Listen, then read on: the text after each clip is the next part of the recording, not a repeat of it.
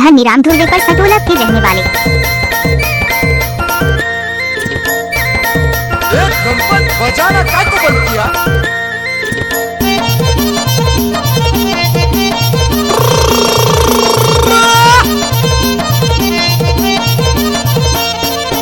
दिलो दिलो रे खाना है साहेबूर रे मदा तो लगे हमें रहिया रे मदा तो लगे हमें रहिया तेरा मोरे गाँव धीरे धीरे ते आजा बेदू धीरे धीरे ते आजा बेदू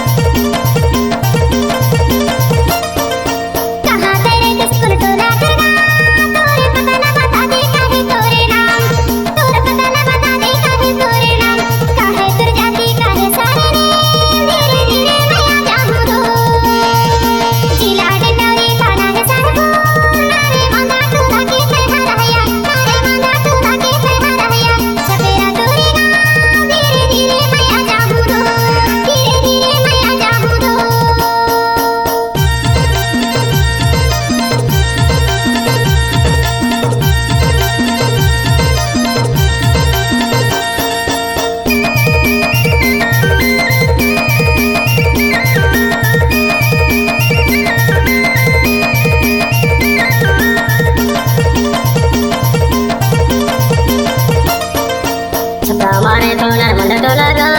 मोरे पताला रख ले दे राम नाम मोरे पताला रख ले दे राम नाम जाती है बर्मन नंदा सारे रे धीरे धीरे से आजा बेदू दिला डंडोरी खाना है साहेबूर रे मदा तो लगे हमें रहिया रे मदा तो लगे हमें रहिया तेरा मोरे गाँव धीरे धीरे से आजा बेदू धीरे धीरे से आजा बेदू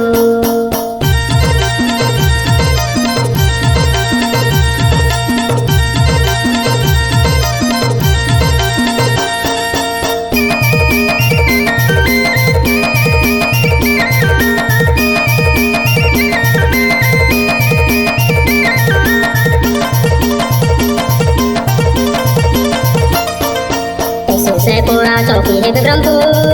हो गया के आजादी सीधो मालपुर हो गया के आजादी सीधो मालपुर खमरिया के आगे छपरा बोरेगा धीरे धीरे से आजा बेदू जिला डिंडोरी थाना है साहेबूर रे मदा तो लगे हमें रहिया रे मदा तो लगे हमें रहिया तेरा बोरेगा धीरे धीरे से आजा बेदू धीरे धीरे से आजा बेदू